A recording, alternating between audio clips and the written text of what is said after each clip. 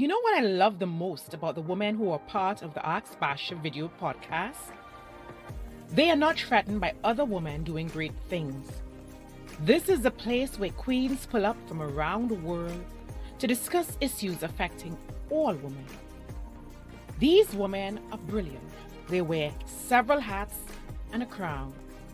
This week, we're discussing Money Language Part 2. You don't want to miss this one. And if you don't believe me, just watch.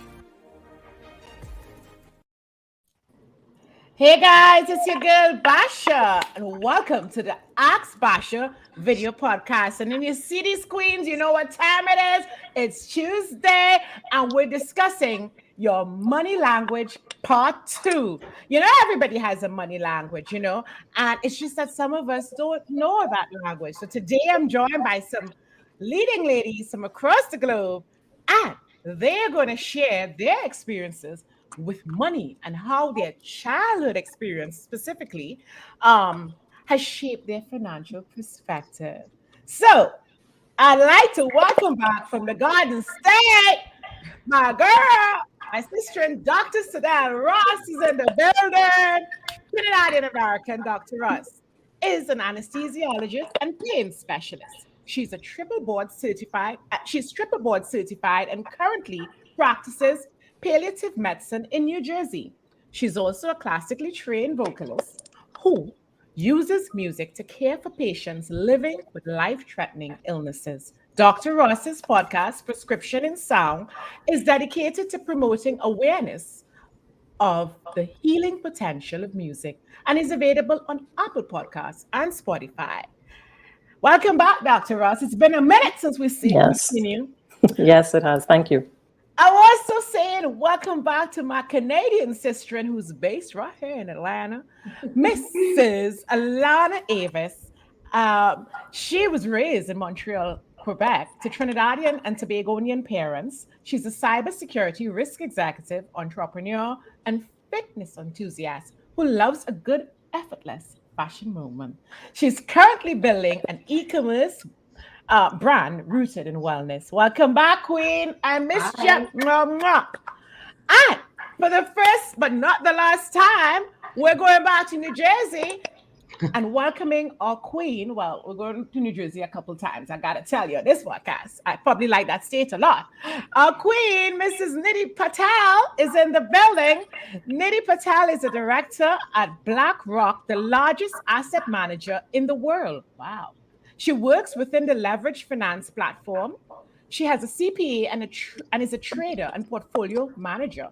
Prior to BlackRock, she worked at MKP Capital, a hedge fund, and Deloitte. She graduated from Binghamton University in 2001. You can keep up with her on Instagram at NidP13. And coming to us, Niddy, welcome. I can't wait to hear your point of view on this topic because you're the authority on all things finance, yeah? And I want to say a special welcome to my Trinidadian sister and coming to us live from Trinidad and Tobago. Mrs. Alana Bourbon is in the building. Welcome to our first Trinidadian with a global role, coming to us direct from Trinidad, because a lot of us are Trinidadians in this platform, but we don't live there. So Alana Bourbon, welcome, Queen. And let me tell you a little bit about this queen. In early 2021, Alana Bourbon launched Single Moms Succeed, a labor of love in honor of her late husband, Francis, who died from cancer in 2011. Single Moms Succeed is a forum to celebrate life, growth, and wellness, and it chronicles Alana's 10-year journey as a single mom, a widow, a corporate executive, and entrepreneur. Alana believes that we all have it in us to succeed and find our happiness in this world. So true.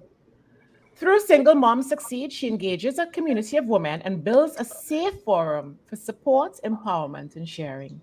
Alana, by profession, is an HR executive and board director with over 25 years of human resource experience. She currently supports a multinational corporation as the global HR oversight for 6 countries: USA, Canada, Chile, Egypt, New Zealand, on a part-time and flexible basis. However, her passion for human resources and learning also led her to establish a consultancy firm, Harmony HR, to serve the human resource needs of small to medium businesses in the Caribbean. She holds a Master's of Arts in Human Resource Management from the University of the West Indies, a Bachelor of Science in, sorry, she holds a Master of Arts, that was too important to make a mistake, in Human Resource Management from the University of West London, and a BSc in Sociology and Management from the University of the West Indies. She's also a certified member of the British Chartered Institute of Personnel and Development, CIPD. You can follow her on Instagram at singles_moms_succeed. Welcome, Alana B. We got two Alanas today. All right. And last but by no means least, I want to welcome my friend, my sister from New Jersey again, Mrs. Corinne Goddess. did I get it right when I touched the throat, Corinne? Did I get it right? I think she's having some technical difficulties. I think she's frozen. Oh, and she didn't hear my proper pronunciation. Corinne Goddess is currently an executive sales representative from Janssen Pharmaceuticals in their cardiovascular and metabolism division, calling on cardiologists, to discuss Janssen's Factor XA inhibitor. Her 20-year career in healthcare began as an account executive in public relations, where she consulted for several pharmaceutical companies. There she realized she had an aptitude for the pharmacology and biology of treatments and migrated her career to working on the client's side. In her spare time, she owns and manages real estate in Harlem and is a consultant for the private equity-backed company Beauty Counter, where she manages a team in Texas and New Jersey. She is a proud member of Alpha Kappa Alpha Sorority, Incorporated. As a mom of two daughters under 6, she has become a staunch supporter of EdTech ventures in early education. She holds a BA from Hampton University, where she was the editor of the university paper, The Hampton Script. The Nashville, Tennessee native, who now calls New Jersey home, enjoys the Peloton, Pilates, and a great bottle of champagne. I couldn't wait to read that one. You can follow Corinne on her Instagram at SEE Ramsey. And you can also follow, I forgot to say, for Alana Avis, you can follow her at Beauty Be Fly, and for Dr. Sidel Ross, MD. And you'll get all of that in the body of this email, and their tags are also on their profile. Corinne Goddess seems to be stuck. I would like to welcome all you ladies. I hope Corinne gets back to us soon, so that we can have her join our podcast. All right. Ladies, welcome. Now, today's topic is on money management part 2. But I want to go off topic for a minute, because guess what? Today we're celebrating our queen. And we have several queens, but the lady of the moment is Dr. Sidel Ross. Y'all know that Dr. Sidel Ross just won first prize at the Carnegie Hall, the world famous Carnegie Hall. And some of us, including my friend Niddy Patel, was in the building to celebrate this moment, this feat. You have no idea what an outstanding moment, what a proud moment this was for all of us. Dr. Ross, Yes. How Thank you. does it feel? Thank you. You made us proud. Thank you. Girl, I'm I've been still. a part of this journey, and nobody understands. Tell us. We're so proud. We're so proud. Thank you. Yeah, it still feels like a dream. I'm still still in shock. I mean, it was a surreal experience. Tell them why it still feels like it's a surreal experience. Well, this has been I had this vision when I was 6 years old that I would be a singing doctor one day. And over the years, because of various influences, including, some of my own, really, I put that dream aside, thought it wasn't that big of a deal. But life has a way of helping you out and sometimes putting you in certain situations, dark places, including dark places, when you have to kind of eventually figure out what your purpose is and what are the things that have always brought joy to your life. And for me, that was always music. And so I eventually decided that I would find a way to incorporate music into my career. But being the person that I am, I mean, I always knew that I had a beautiful singing voice. When I made that decision, though, to become a musician, I decided that I had to enhance my vocal skills, and so I started working on opera, putting that in my repertoire. And when I started working with my coach, she said to me, you have the ability to do well with this. And so we continued working, grinding every week for the last 5 years. 5 years. 1 hour a week for the last 5 years. Actually, it's 6 years now. Yeah. And in 2019, I decided, you know what? I'm going to go for this. I have the training. I don't know what will come out of it, but I have everything that I need. God has given me everything that I need to do this. And I did it. Yeah. That's amazing. And I really wanted you to share that part of the journey in terms of not knowing how you would achieve it, knowing that it was different. I mean, it's an amazing feat, one, because you are a medical doctor deciding, hey, I'm gonna take a little segue and try my hand at music and etc. A lot of these women on this platform are trying new things for the first time. All of us are doing something different. For me, it's this podcast, which is a different side of media. Given my whole track record with media, people think that it's so easy, but you know what? Sometimes you just jump and you grow wings, and you have to live by faith.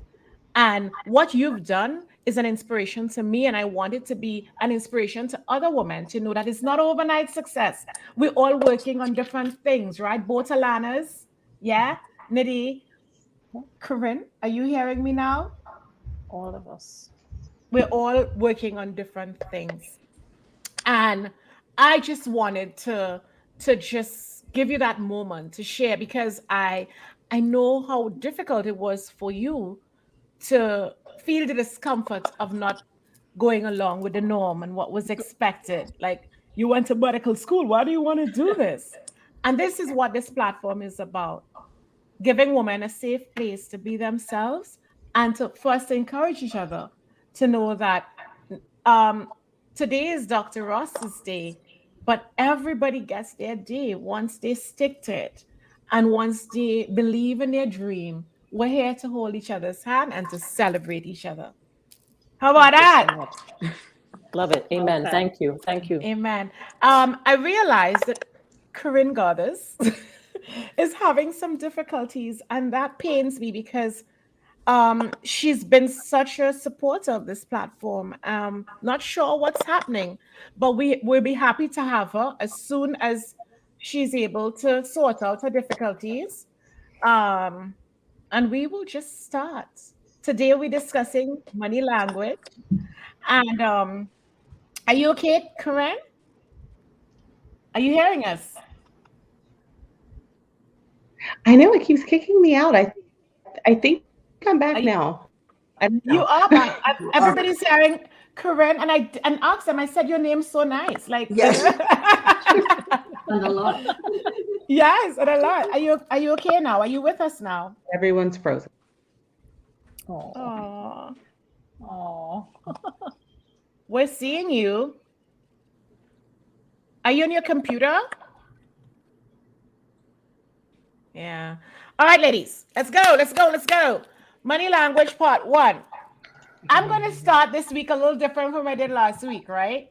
Because I remember when we came up with this topic, some of my queens were confused, like, money language? What are you talking about? Money language?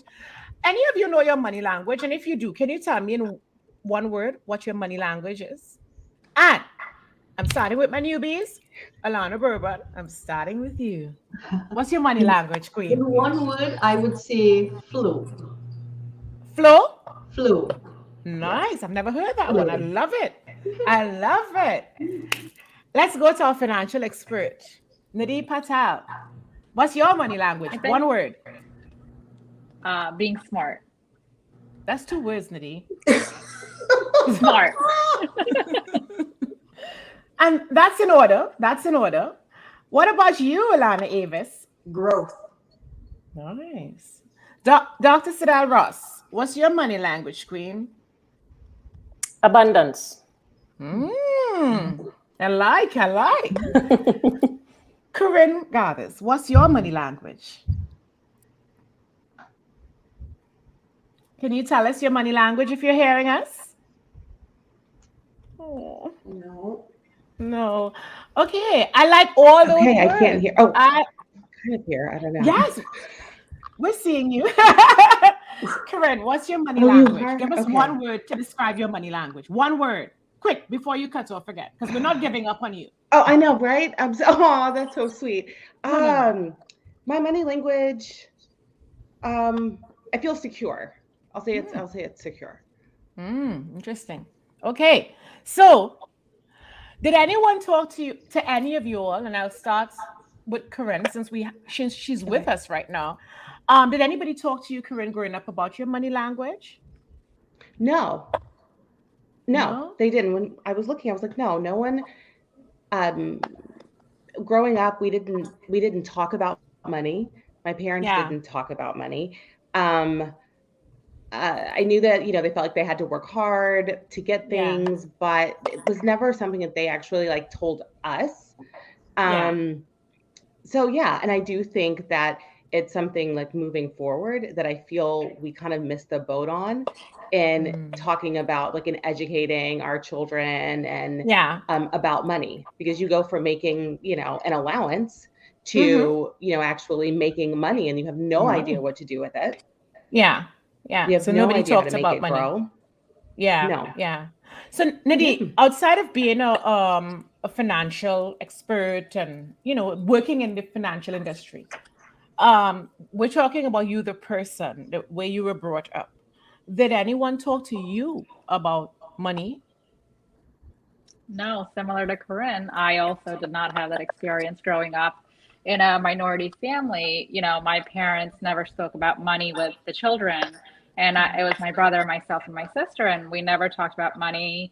But just when I watched my parents and how they spent money versus people who are our family friends and how they spent money, my parents were always savers, and there was a scarcity value with whatever they had. And they always wanted to make sure that we learned the benefits of saving.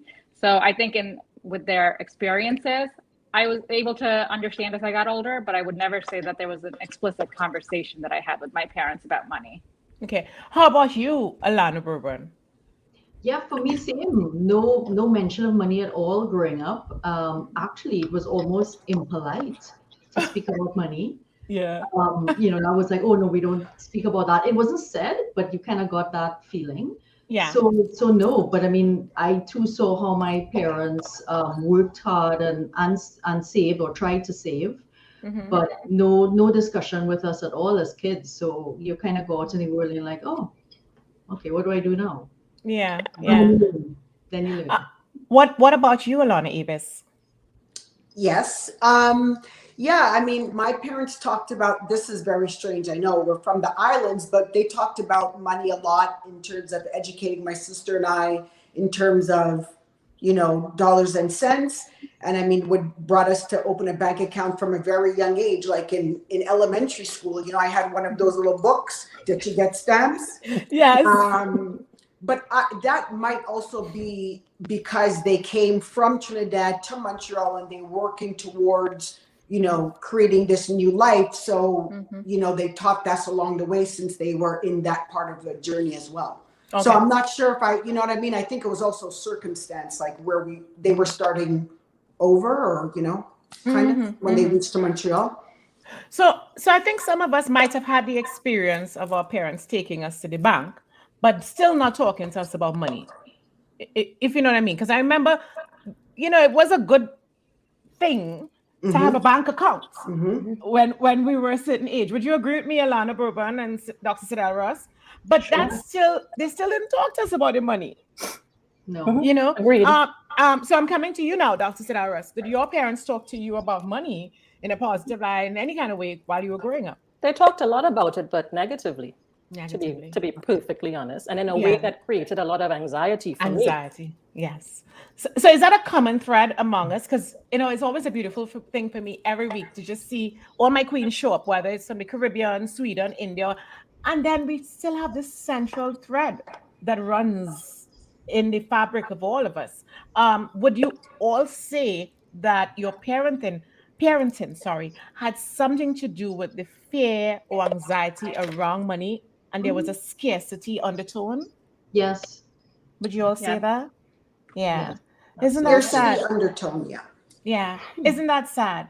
That is so amazing to me. The more I grow and the more I become so open to learning all that life has to offer, I realized how much more alike we are than we think. And that is something else. So let's now discuss your family's attitude towards money while you were growing up, because it's one to discuss it. And the next thing is the attitude. Dr. Sidel Ross already discussed that. She jumped ahead because she's always reading my mind up in here. So she already discussed her family's attitude towards money. Alana Bourbon, a queen from Trinidad and Tobago. What was your, we're not trying to, I just want to say, we're not trying to embarrass our parents. We're talking about our reality and what we face, because if they knew better, they would do better. Just want to say, we're sending love to the parents. Wouldn't be where we are without them. No, because I don't want it to sound as though we're coming against our parents, because we all had wonderful people raise us. But we want to make sure that we do better for our own kids and for our own selves. So about your parents now, Alana Bourbon. What was the attitude towards money? Yeah, I think they both worked hard. My mom actually sometimes worked her job plus a little something on the side. Like she used to sew back in those days. They were clothes to be sewn people. So she would do that to make extra money.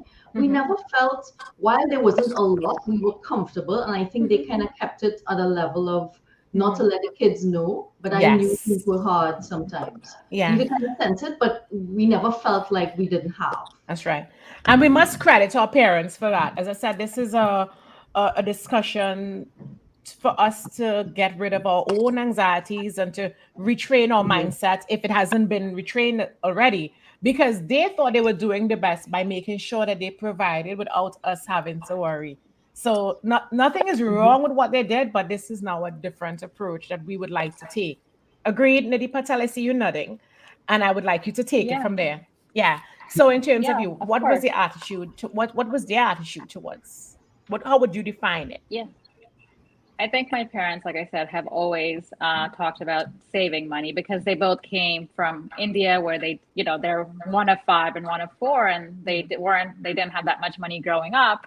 So my parents were always on the mindset of saving. And to be honest, like I grew up in the Middle East, and I grew up in Kuwait, and during the Gulf War, my parents actually lost all their savings because they had to leave the country. Wow. And so they had to start from scratch when they came to this country. So I've seen my parents, be very comfortable and then lose it all and then have to build it up again. So from that, what I learned is also that, it can come and go just as fast, so that you always have to think about how you're going to save money. And I think that's been ingrained in my head. And I would consider myself a big saver. I think that has affected the way I approach money. And I'm a very big saver.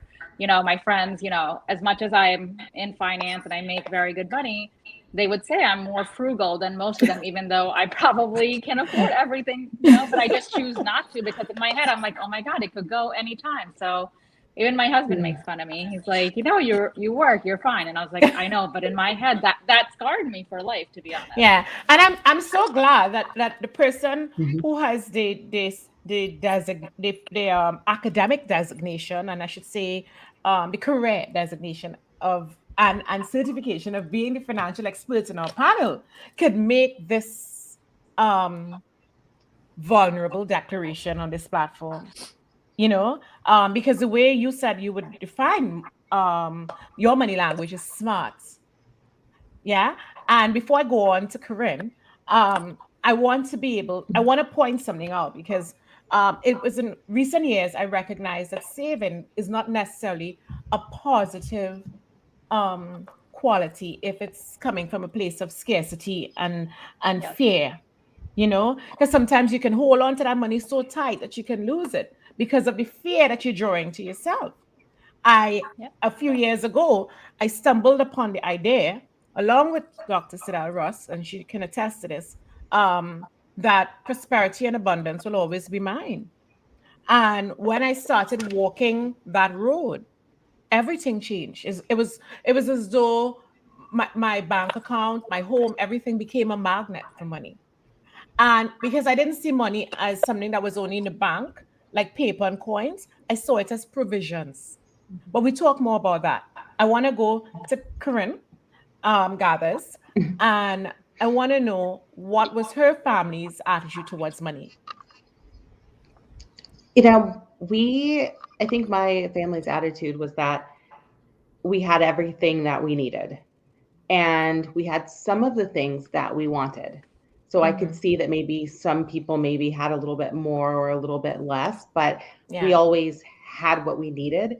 And I think that's how they operated in the house, is to not have, is to not have, like, us kids, like, pick up anything. But I will say that when my parents did fight, and like that's what we heard we weren't supposed to hear, those things. But in terms of the attitude, the atmosphere, it was that we have what we need and everything's fine. So one of contentment, would you say? Definitely, I think, one of content. Yeah. There could be more, but one of content. Yeah. So for me, when it took many, many, many years of really just not having the childhood education on money, no discussion, and not just money to save, but money to invest. Because as our financial expert can attest to, it's one thing to save. Savings don't necessarily multiply your money. It just gives you the feeling of some form of security. And if you were to read the fine print in your bank account very carefully, you can lose it very easily, as your family did in Kuwait, because the bank only I think you're only indemnified for a certain amount of money if you were to read your fine print. I defer to you to explain that some more. It's $250,000 is the FDIC amount that's insured in each bank. So I would suggest having a bunch of multiple bank accounts. If you have a lot of money, spread it out. Yeah, and a lot of people don't remember that. They will, they leave $1 million in one, and every bank in every country has a certain amount that they are obligated to cover you for, and you need to check that out too. If savings is a part of your security, but I mean, I'm sure Niddy can share with us other instruments that can give us some amount of comfort. But outside of instruments, my suggestion is one of mindset. My suggestion is one of provision, because I believe that what you draw to yourself is what you receive. If you're going to be living with this scarcity mindset and you're going to be thinking, oh, I remember hearing people around me declare that they were poor.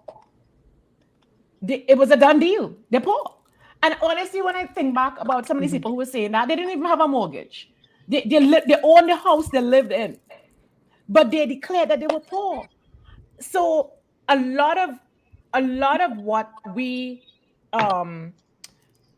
in our early 20s, coming out of university, a lot of what we practice is not what we learn at university, is what we learn growing up. Would you all agree? Sure. Yeah. Absolutely. Yeah. I see Alana Rubin nodding her head. I don't know if you wanted to put something extra on that. And I would like to ask you too, who handled the money in your home once you add to that what I said? Okay. So one, yeah, I learned a lot about money and how it works after university and just living. And I know we'll probably talk about that in a bit. But in terms of who handled it at home, so my mom and dad always had separate bank accounts. And I grew up thinking that was normal. So I did it. When I got married, I was like, well, yeah, this is what you do. But I realized then that not everybody, do things differently. In a way, it kind of made it easier for me when my husband passed away that I kind of had stuff that I knew where things were, etc. And I think that's helpful. But I think, for me, I saw my parents have separate bank accounts and I just said, okay, cool. That's what you do. So I want to touch on something you just said there, because it's alluded to the fact that if people were to have joint assets, the woman wouldn't necessarily know where things are. I'll tell you, that's one piece of advice I give married couples when they ask me, oh my gosh, how did you? I said, you need to speak about it. You need to speak about it with your partner and with your spouse, because a lot of times people don't know where things are. Yeah. And assume that all will be well. So we need to find out. So the issue is not necessarily having something joint. It's just about knowing where it is. Yes, about knowing and having a conversation. We don't like to talk about those things, whether it's money or death. We don't, we talk about money more now, but certainly we don't like to talk about death. But why, and I understand that, and I guess we'll talk about that in another show. But why don't we like to talk about money? Anybody? I don't have that experience. Like growing up, my parents worked hard. We always had enough, but we talked about money. Their financial planner would come over. Again, we weren't millionaires, but we had enough. And like what you said, it was really more about like mindset. You know, it's ebbs and flows. It comes and goes. And definitely it was always, my father especially could make 2 pennies into $1. So I have that mindset of really stretching my money. And it's the money. And it's less about more so multiply. Exactly. And it's not the money that brings you happiness. So that's what they really instilled in me. Well, so that's good. That's you know? really good.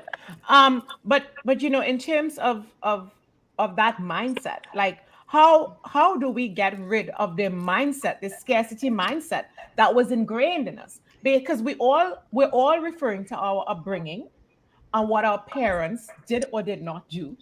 And most of us, when we actually heard them talk about money in a negative light as a result of an argument or as a result of a lack, or it's like they were just afraid to talk about money. And they were also afraid to say that they're rich. How many are you all comfortable saying that you're rich? Tell the truth and shame the devil. Well, if I was rich, I would say it.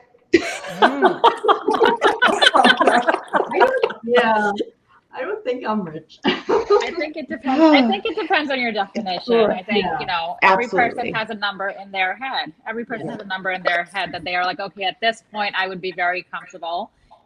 Personally, I haven't reached that number yet, right? But Niddy, I don't think you would ever reach that number based on what you just told us. No, but I would say that my scarcity mindset has started to reverse as I've gotten older, especially I would say over the past 5-6 years, as I've gotten more comfortable with my career and knowing where my progression is going. I can tell you, like my scarcity mindset is on the downturn now, and I'm moving towards more of an abundance, like Adele. We're really, really, really proud. But what had happened was, I'm looking at 6 women here. A few of you, I know more about you than the rest of the world. Not all of you. So you're telling me that all 5 of y'all on this platform, none of y'all rich? So so I have a rich versus wealthy, right? Like some people. Correct. Correct. And I didn't use the word wealthy. Okay, right. Yeah. Very good distinction. So I'm both. That's why I like this queen, you know. That's why she got first prize in Canada, you know. Not just for the performance, but you know. My husband would beg to differ. He will say that we're not yet there. Yeah. You know, like like Niddy was expressing, there are some people who have this number in their mind. A number. And he feels we're not there yet, but I feel that we're there and we will always be there and we will have more, and God will grant us more abundance and more blessings and plenty more. And yeah, that's just how I look at it now. It wasn't always like that. It took me some time to get here. But this is where I am. Yeah. That's right. That's right. You feel me? Yeah. Right? Yeah. So I don't want anybody coming for you. I'll say go ahead. Go ahead. Oh, I was just gonna say I definitely feel comfortable. I think when my husband and I are like, "Ooh, are we rich or are we wealthy?" We have, I don't know, like with you, I don't know. Once you say comfortable, you're rich. If you say you're comfortable here, the show done. Like, we don't. You're rich, correct? Yeah. But my husband. Anybody here comfortable? Like, okay, let me go. Anybody here comfortable? Anybody here comfortable? Yes.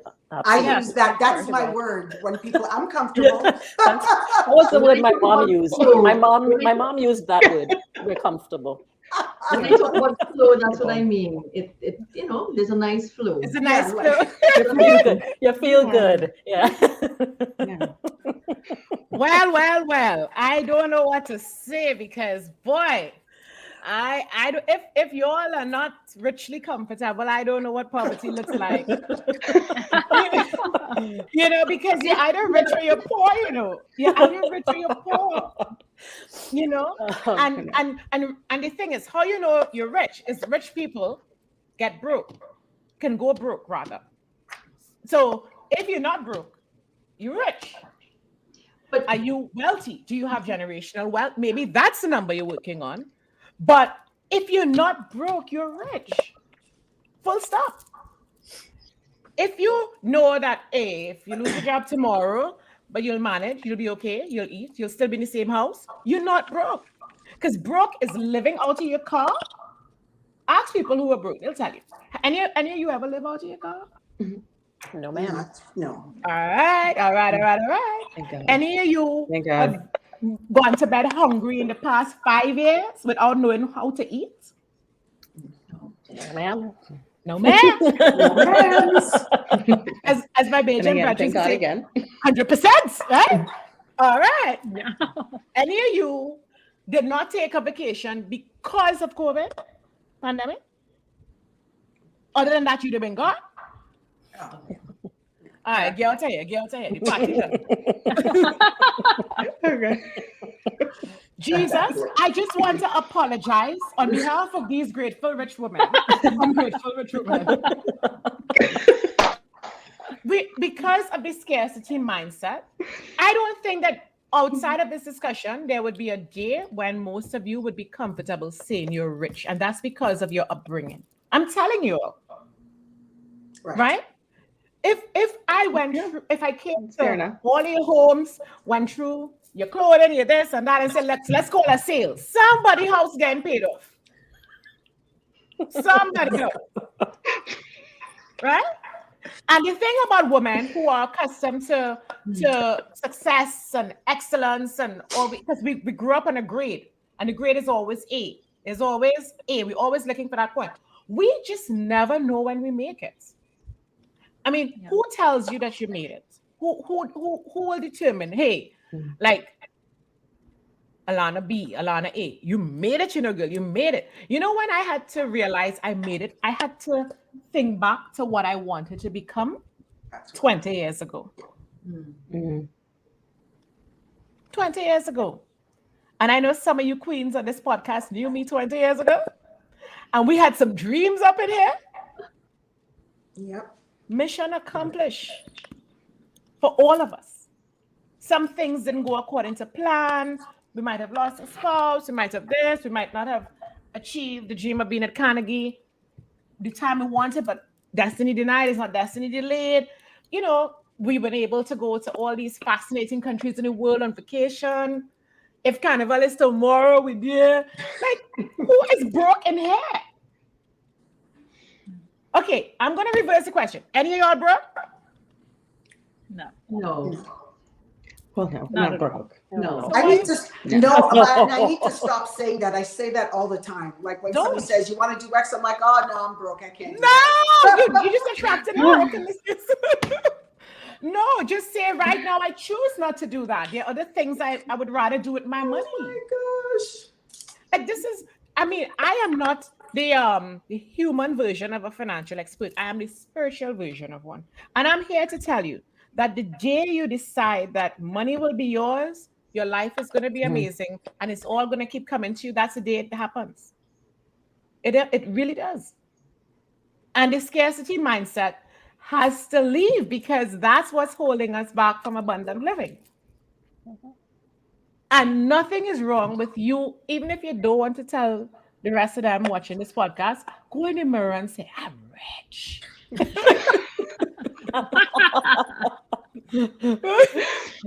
I'm a rich bee. Oh my God. You talk to yourself, bring it to yourself. You're not lying to yourself because you ate, you have a roof over your head, you have an amazing life. What you want is a lot that you want to see it put down and stack up. It always take that form. If you're meeting every bill without worrying, you're eating what you want. If you feel for a steak tonight, you can go and have it. It's just that you don't feel to do it. You're rich. You're working on generational wealth. You feel me? I feel so. If you don't agree, put up your hand like you're in school. If you don't agree. If you don't agree, yeah. You don't agree with me. You get out of here. So no, honestly, we have to be honest with ourselves because we have allowed generational curses and stuff that other people put on their lives and their generation to affect us. People being broke has nothing to do with us. You know, not because you haven't reached the finish line and mean that you're not in the race. There's always, even when you're wealthy, there's always going to be somebody else wealthier than you. So you might think, fine or wealthy. Not because somebody else have 100 million and you have 1 million. It's still a million.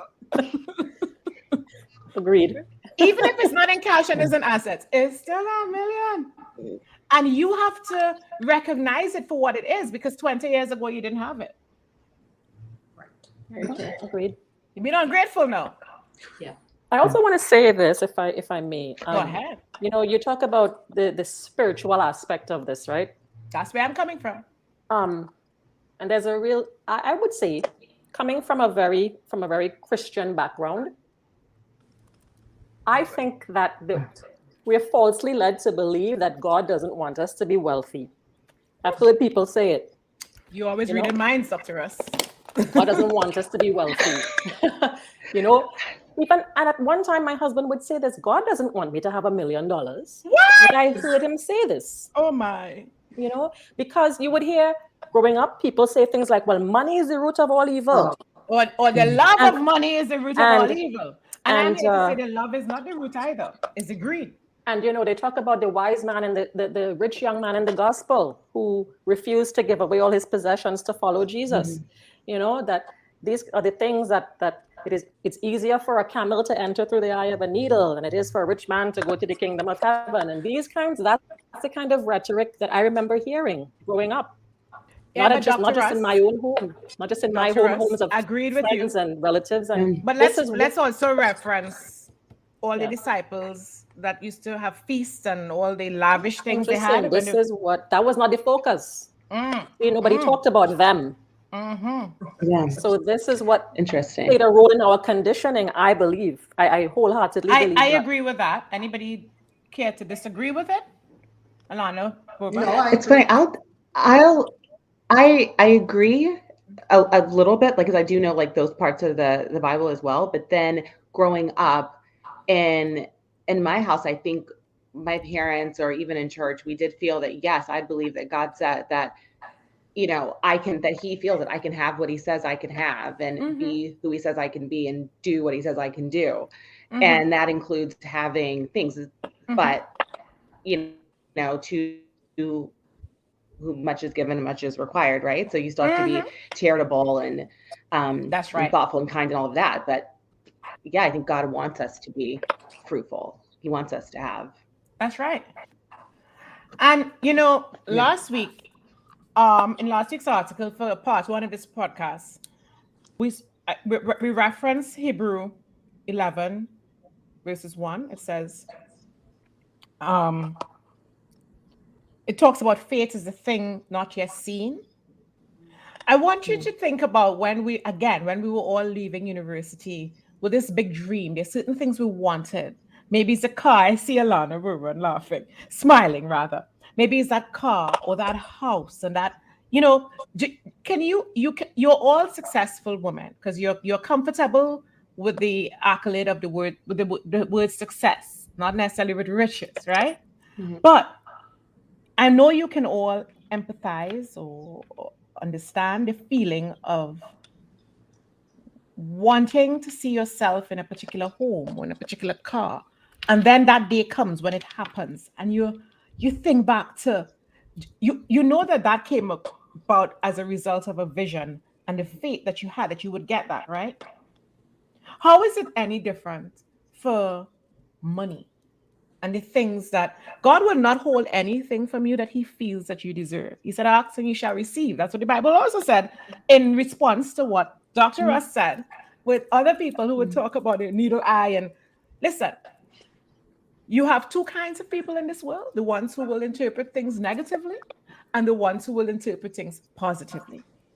And positive attraction is always more effective, right? And I know you all can understand the concept of dreaming for something, whether it was a husband, a particular guy, a particular job, and you had to first put it out there in the universe. You had to believe that you would get it. So what's wrong with believing that you would have that magic figure one day? And in fact, some of you might be 24 hours away from that, because again, if we were to utilize the spiritual principle of believing and multiplying and believing that God will take care of your every need, 24 hours can make a difference if you truly believe. And I feel that the number one thing for people who have not is that mindset that I will always have not. And there's something to be said for, I look at people who are visibly successful, like artists and entertainers and athletes, right? And sometimes in my past career, I had the privilege of interviewing some amazing people who were really vulnerable with me. And one of the common threads they had is that they know that they couldn't fit into the other things that was being asked of them, like to go work in a bank, and they know that they had to do this. And they took this leap of faith to do it without even knowing how much money they would make from doing it. If you were to sit down and ask, and I never interviewed her, but I'd like to one day, a Serena Williams or one of them, did you do this because of money? They would tell you they did it for the love of the game. And the money actually happened. But they probably always believe that one day it will pay off for them. And if we were to take a direction in our lives with regards to success and abundance and not believe that one day we will get our final number, then we're wasting time. We really are. And if we're not comfortable embracing the fact that we are actually rich, we're also doing ourselves a disservice, because then we believe the reverse. 100%? Yes, 100%. So, do you all believe that you would have all the money you want someday soon? Yeah, I think it's less of a number. And like even when I was visioning back when you said, when we're in university, I remember those days, you were there. And, I remember thinking about things, like envisioning things. So I thought about my house, my home, where would I, and when I bought the house I am in now, I was like, okay, this is wonderful. And then I thought, dream come true, but I say, okay, now I need to adjust the dream. Right? I never thought about it in terms of dollars. Yeah, I never thought about it in terms of dollars. So like even now, I'm feeling okay, fine. I know that I will. That's why I talk about flow. Money will flow. It will flow out and it will flow in. Yeah, but you're right. Everything you're saying, Alana Bourbon, is correct. What I am not sure of is the discomfort of saying, well, wow, I'm rich. All the things I said I wanted to get, I have them. I haven't stopped living. There's more to come. Everything is flowing. But I think we were wrongly taught that the money is a figure in the bank. Yeah, it's not. Yeah. I agree with you. I've transitioned. Like out of school, I started on things, right? Like when you're first graduating from university, it's things. Then once I got into work, it was I needed to make a number. But as I progressed in life in my later years, it's really about living the life on my terms. So I want to. We're getting stuck with a number. The number. Right. So I let that go. So it's no longer a number. Really, it's living the life I want to live. Do what I want to do when I want to do it. So I'm really all about the good life, a well-rounded, holistic life. And the number, and I think that in that aspect, I am very rich. You see, you still qualified it. You're just rich. That's it. There's no aspect to it. Because once you are able to just live your life abundantly and fruitfully and be happy, turn on your TV without the cable being disrupted, wear all the fabulous things you're always showing up in for us and just killing it and slaying, you are there. You know, I am coming. I hope you don't think that I'm coming from a position of being materialistic. I'm sorry. I'm coming from a position of gratitude because, you know, if it is you keep giving things to your children, right? And you realize that, hey, you buy the boy this or the girl this, and there's no gratitude, no thanks. They're like, okay, thanks. And it doesn't move them in any way. You really sacrifice and you buy this Xbox at Christmas and it was like, oh, that's what I got. That is what you are doing in some sort of way. Because all these dreams you had to be here, and you're here, you've arrived, but you're just not feeling the destination because you're so tied to this number. When it's not about the number. Know if it's... Go ahead. I don't know if it's like tied to like, you know, always like completely tied to a number, but I do think that one of the things that helps us say, okay, well, you know, I believe in this abundant thought, and you know, I believe that I will one day have all the things I need, all of the money that I would like to have, whether it's a number or other things.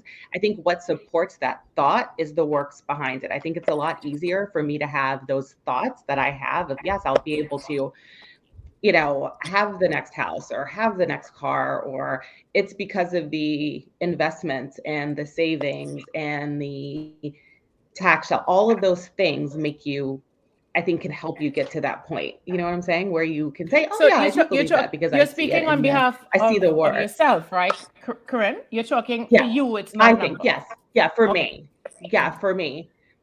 Yeah, I don't know. Yeah, I mean, maybe it is a number, but I think what makes you be comfortable with that number is the work. You know, is the work behind the number. Do you know what I'm saying?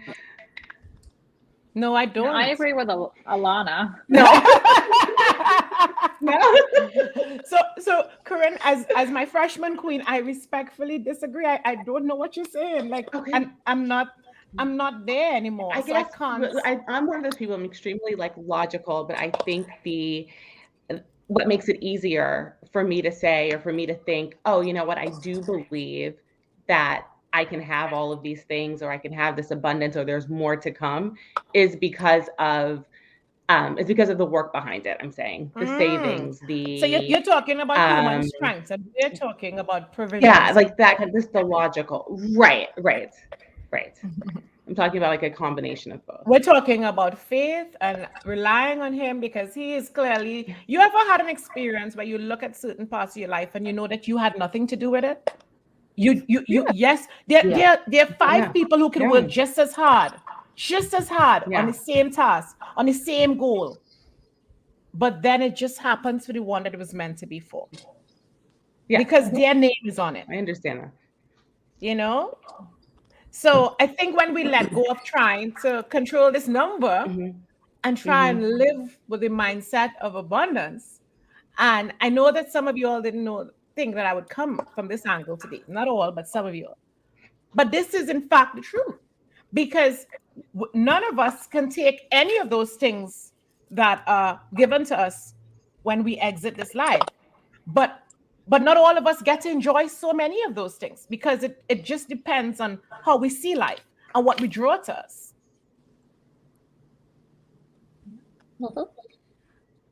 One thing I'll say is, like, as I've gotten older, and also as how I see my parents live now, is you know, they may not have as much money as they would have had they not lost it all, but they are enjoying their life to the fullest. They are traveling every weekend here and there, and that's a rich life. It's amazing. And that's how I would say over the past at least 7-8 years, especially since I've had kids, it's about the experiences that we are investing in for our family and our children, and giving them experiences as you said, as opposed to materialistic things. Like, yeah, we give them an Xbox, and you're right, they're like ungrateful little kids. Yeah, when you take them on this vacation and they get to do room service, that's right. Means so and go on the rides and go in the pool and everything. Yeah, right. Those mean so much more to them. And I think, you know, I would say that's the same thing for us. And I can speak, you know, my in-laws are the opposite. They have so much, but they don't enjoy it. So it's such a different lifestyle. And I've come to realize that sitting here and sitting that money sitting in my bank account is going to do nothing if I'm not experiencing life's joys with it, and actually building an experience for my family and our whole, you know, everyone I know, and making that be what your money is doing for you. Your money's working for you that way. And stop worrying about losing it. If you worry about losing it, you just may do that because you're done drawing it to you. But one more thing you said about your in-laws and people like that and others, you may have some people actually arrive at the number in their head and they still don't do nothing with it because they're so afraid of losing it. Yeah, I mean, there will never be enough. I think that's the issue, right? That's with being so fixated on a number. Yeah. Don't be enough. No. Yeah. Fixation on a number with a scarcity mindset. Just sets you up for thinking that it will never be enough. The person that provides the opportunity for us to open our eyes in the morning and breathe, we don't do that. As much as Corinne said a while ago, as much as you feel that you have to be behind this work and this result, because that's an American mindset where you work, and then eventually you get to retire. That is not necessarily so. So where we come from in the Caribbean, the people who lie down on the beach retired and they're still living. I'm not advocating we don't work. That's not what I'm saying either. But I'm saying that we're not necessarily in charge of every aspect of our lives. Some people get to work and find that number and they don't live a day to enjoy it. Right. Yeah. So there must be some magic, a spiritual magic behind us having the privilege and the favor of an enjoyable life. And I think the way we condition our brain with excitement to enjoy and behave as though we're grateful for what we have, that's when the magic begins for abundance and prosperity. Yeah. And I will leave you on that note because we are way over our time. We don't even have time for Speak on It, our new segment, which is the equivalent of Hot Topics. I'm so sorry, but this was a magical discussion. I mean, I can't begin to tell you how I feel about what we've been able to share with each other today. Real facts. And I hope you enjoyed it. It left you with a fresh perspective, as it did for me. Anybody want to wrap that up? I'm going to start saying that I'm rich, and I will stop. And I'm going to stop saying that I'm broke. When people say, I don't want to do that right. That is so ungrateful because nothing about you is broke. I don't disagree. So I am going to vow to stop doing that. Right. And Karen, are you still feeling as though you have to do it? And if you don't do it, you're not going to get, there's a higher power that you serve as well, who is a part of the alchemy of your life, you know? Are you hearing me? You know, okay, you cut out a little bit. You cut out a sec. I think you're saying, do I feel that there is a higher power in terms of living in an abundant life? Oh, no, of course. Yeah. But I definitely am, I'm how do I say that? As I said, like more logical, and not, that doesn't sound right. I know you're a pragmatist. You know, it's like not Yes. more logical, but I think there's a pragmatic way of like thought and probably saving. What is this Basia talking about? Currency of life. I do think it's easy to be comfortable in your comfort when you have some of those things on the back end. All right, Karen, we have a part 3 together. Yeah, how about that? 100%. 100%. Guys, She's not. I won't. She's not alone because I mean there is a little part of me that is very pragmatic in that way. So I have shifted, and it takes a while, and we'll talk about it. Right. We'll talk about it after this broadcast. But I wish we could go on and on. But I want to thank you all for joining me today. I'll see you guys soon. We have a lot more coming up, you know, because of you all. And this is the reason we create this podcast for outstanding women to come together from around the world to discuss important lifestyle issues that affect all women. I want to leave you with this. You know, if a woman in your circle is doing very well, don't get mad. Don't hate, celebrate. You are sum total of the woman and the people you surround yourself with. Birds of a feather fly together. Ladies, to quote my son Russ, you did a great job. Thank you for watching. Thank you for listening. Don't forget to live the life you love and love the life you live. We'll see you guys next week. Bye. Don't forget to follow us on Instagram. Bye.